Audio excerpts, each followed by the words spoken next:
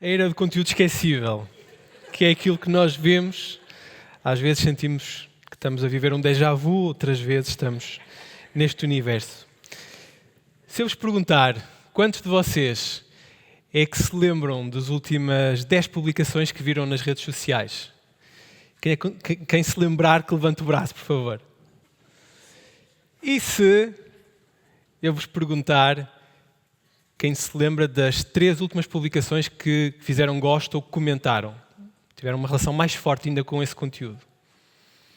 Não é estranho ter tão poucos braços no ar quando nós, nesta economia da atenção, tudo é um estímulo para nós olharmos e chamarmos, tudo pisca nas redes sociais, nós navegamos naquele scroll infinito, conteúdo que demorou muito tempo a ser feito. Às vezes, quando pensamos em conteúdos de marca, demoraram semanas a produzir, há uma agência criativa, há um estúdio que produz e de repente aquilo chega ao feed e desaparece em segundos na nossa mente.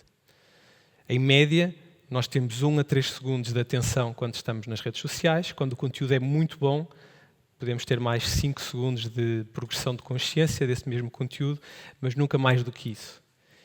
Isso leva-nos ali a um patamar de o que é que hoje é verdadeiramente memorável e aquilo que é mais esquecível.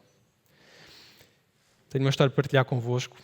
Hoje de manhã, o meu miúdo Henrique, tem 4 anos, estava super entusiasmado porque a professora na escola disse que ele ia conhecer o Coelho da Páscoa. Iam receber o Coelho da Páscoa na sala. Para uma criança de 4 anos aquilo é maravilhoso. Ficou encantado. Chegou a casa a falar nisso, deitou-se a falar nisso, acordou entusiasmado ainda com a ideia. Aquilo foi uma coisa que o marcou, foi memorável para ele. Eu também queria que fosse memorável para o Coelho da Páscoa, por isso eu disse: Henrique, apresenta-te, mostra a tua identidade, mostra quem és, diz: olá, eu sou Henrique, gosto muito do seu trabalho. Espero que tenha corrido bem. Quando chegar a casa vou saber como é que foi o dia do meu pequenito. Voltando às redes sociais, nesta era do conteúdo esquecível, em que tudo é um bocadinho descartável, gera-nos assim às vezes alguma confusão de eu entro nas redes sociais, abro um perfil de uma influenciadora de moda e vejo conteúdos, rúbricas, tendências que passo para outro perfil de moda, vejo os mesmos conteúdos, passo para outro perfil de moda, os mesmos conteúdos. Aquelas rúbricas que todos já vimos, do Get Ready With Me, 30 dias, 30 looks, é tudo muito repetível.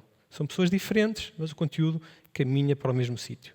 Se eu abrir um perfil de maternidade, vejo influenciadoras a tentar o lado da comédia. É uma coisa que perfis de maternidade e de paternidade usam muito a comédia para chamar a atenção para si. O que nos leva aqui a pensar, será que tem todas uma carreira de stand-up comedy ou alguma coisa que o está a obrigar a ir por esse caminho de ser engraçado? Se eu abrir o TikTok, vejo a mesma música repetida 1, 2, 3, 4 vezes em conteúdo. Passam umas semanas, muda a música repete-se até ao infinito mais vezes. E nós vemos isto a acontecer, isto não é por acaso. Isto são regras do algoritmo que nos coloca em cima. Eu, se fizer um conteúdo de comédia, posso ter mais interações do que fizer um conteúdo sério. Quando eu produzo um conteúdo, se o meu gancho inicial de 3 segundos for muito forte, eu vou captar a atenção. Se eu fizer um vídeo e esse vídeo tiver no início um bocado do final, eu sei que vou aumentar a taxa de retenção. Se eu estiver a produzir um conteúdo e esse conteúdo cumprir um conjunto de regras, de normas, aquele conteúdo tem um potencial gigante de se tornar viral. E com esta ideia de um conteúdo poder se tornar viral, nós ficamos nesta roda de hamster infinita a correr atrás do próximo conteúdo viral. Um conteúdo viral, este não foi o próximo. E no final, nós estamos a caminhar para ficarmos todos hiper iguais, muito semelhantes, porque o algoritmo nos empurra para esse sítio. E lutar por algoritmo vai criar diferenciação zero. E estamos só no início do nosso problema, que é como é que eu me destaco nas redes sociais. Como é que o meu conteúdo pode ser um bocadinho, 1% mais memorável do que outro conteúdo. Quando nós olhamos para aquilo que estamos a produzir e estamos a fazer, em vez de nós pensarmos o que é que eu tenho para acrescentar hoje, o que é que eu tenho meu para partilhar hoje, muita gente começa por o que é que está a funcionar esta semana. O drive de produção de conteúdo não nasce dentro de mim, nasce de fora.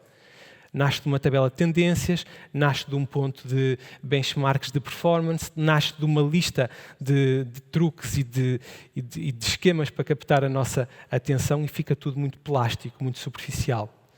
Lembro-me que há pouco tempo estava a fazer um scroll infinito no TikTok e reparei que a maior parte dos vídeos que eu apanho no TikTok já vem cortada a metade com uma coisa a correr em baixo que não tem nada a ver. É mais uma estratégia para me indrominar e conseguir apanhar a minha atenção mais uns segundos. E nós vamos de esquema em esquema, de estratégia em estratégia, tentando lutar aqui pela atenção uns dos outros. E o que é que acontece se todos usarmos as mesmas técnicas? Se todos tivermos os mesmos ganchos iniciais, se virmos os mesmos truques, se todos estivermos agarrados à mesma fórmula mágica, conteúdo muito superficial, mas cheio de truques, vamos ficar todos iguais. E o nosso conteúdo vai ser ainda mais esquecível do que aquilo que está a ser hoje. As redes sociais vivem de padrões. Isto que eu estava aqui a falar são esses padrões de truques para garantir as visualizações, truques para parar o scroll, as pessoas estão ali a ver, tal. Se vocês repararem, a evolução das redes sociais tem aqui alguns pontos de revolução. No início, tudo o que eu partilhava na minha rede social era visto. Era assim. Muito no início, eu publicava, era visto. Depois, as redes sociais, as plataformas perceberam, eu não consigo entregar este conteúdo todo, vamos criar um modelo não cronológico, mas de afinidade. Uns têm amigos, outros têm seguidores, mas quem escolhe seguir alguém vai ver todos os conteúdos dessa pessoa. E a plataforma chegou a outro gargalo, outro limite que disse, eu não consigo entregar estes conteúdos a toda a gente. Então, apesar de eu seguir aquela pessoa, eu só recebo conteúdos das pessoas que eu interajo. E temos aqui uma nova alteração nas redes sociais. E como se isso não fosse suficiente, as plataformas dizem, eu tenho demasiado conteúdo para entregar, eu vou entregar agora às pessoas que têm interesse neste tema. E é por isso que nós hoje em dia no TikTok temos pessoas com 100 seguidores com um vídeo com 1 milhão de views, porque nós temos um sistema de distribuição baseado em interesse. Mais uma vez, tudo isto faz com que o nosso conteúdo seja cada vez mais frágil, cada vez mais esquecível. A luta pela atenção nunca teve tão grande. Uma das histórias que eu me lembro e queria partilhar convosco, há uns meses atrás, numa apresentação de resultados de uma marca de cosmética, a equipa de redes sociais estava hiper entusiasmada com os resultados de uma influenciadora. Tinha números incríveis, visualizações acima da média, tudo naquele conteúdo tinha corrido de uma forma maravilhosa. A equipa de vendas não concordava com essa afirmação. Olhava para os gráficos, o ponteiro não mexeu, não vendemos mais. O que é que está aqui a acontecer? Quando nós olhamos para o conteúdo estava impecavelmente bem feito. Os comentários tu és incrível, este conteúdo devia passar na televisão, o copy que tu escreveste de empoderamento das mulheres, eu adorei este conteúdo, tal. Naquele conteúdo de 18 segundos, naquele vídeo, a marca aparecia no segundo 15. A narrativa era tão envolvente que a mensagem foi engolida pela forma. E é importante nós termos esta atenção de num mundo, num espaço em que é possível aprender estes truques todos, é importante que nós nos tornemos bons a fazer aquilo que importa, a passar a nossa mensagem, a gerar uma conexão com o lado de lá. Senão, estamos aqui a olhar para métricas que no final do dia vão ser vazias.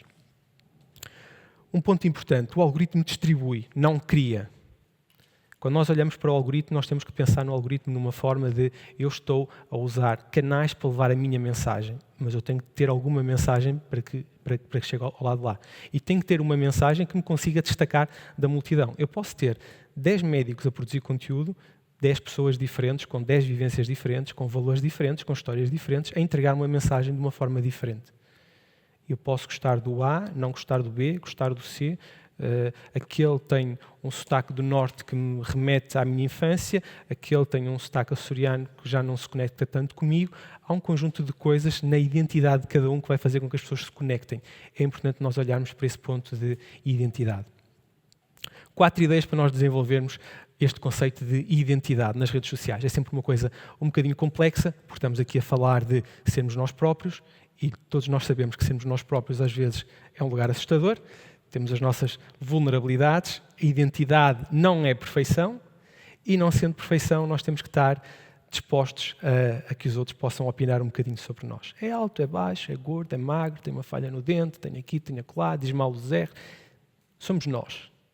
E entregando como nós somos, obriga a que essa vulnerabilidade seja notada.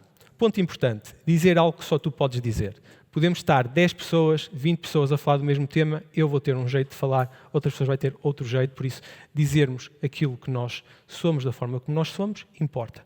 É uma espécie de conselho óbvio, eu sei, mas nestes casos é importante dizer o óbvio. Se nós olharmos para um paralelismo no mundo empresarial, há empresas que olham para os mercados em que estão a competir e usam uma coisa que se chama estratégia Oceano Azul.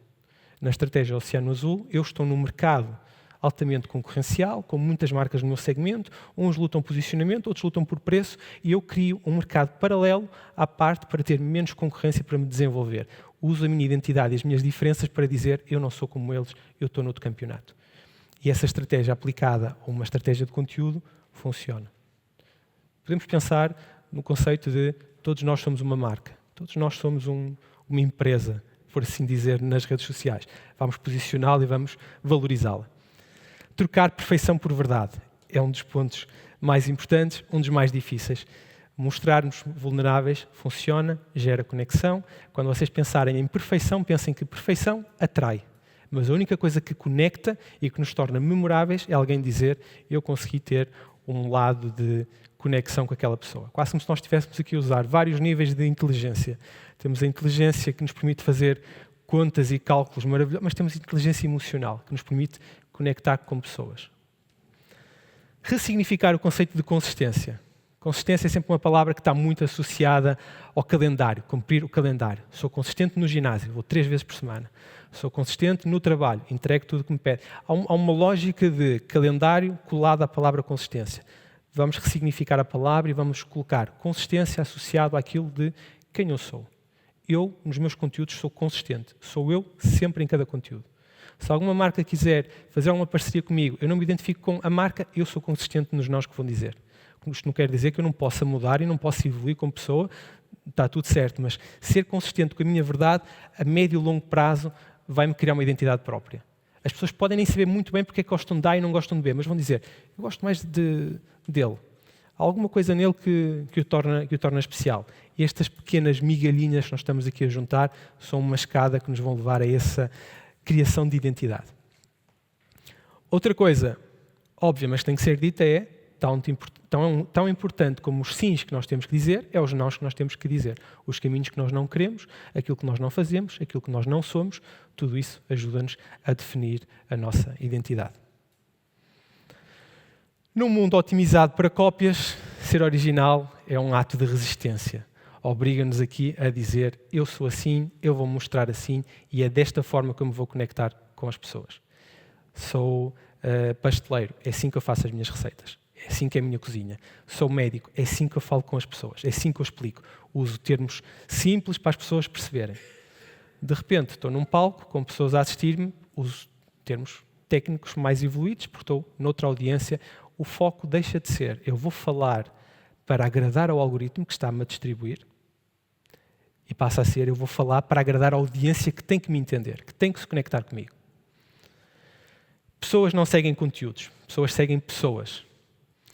Nós muitas vezes não nos lembramos das conversas que tivemos com os amigos, se lembrarem no início da nossa conversa, nem nos lembramos das fotos e dos vídeos que nós fizemos like e comentamos, mas lembramos daquilo que sentimos naquele jantar, naquela festa da empresa, naquela saída com amigos. Lembramos, sentimos lá bem, gostamos das pessoas, o que foi lá falado, não sei bem, mas criou-se ali uma conexão, gostei deles, vou convidar mais vezes. Por isso, pessoas conectam-se com pessoas. Identidade é o trunfo para ser memorável nas redes sociais. Convido-vos a trabalharem a vossa identidade para serem um bocadinho menos esquecíveis. Obrigado.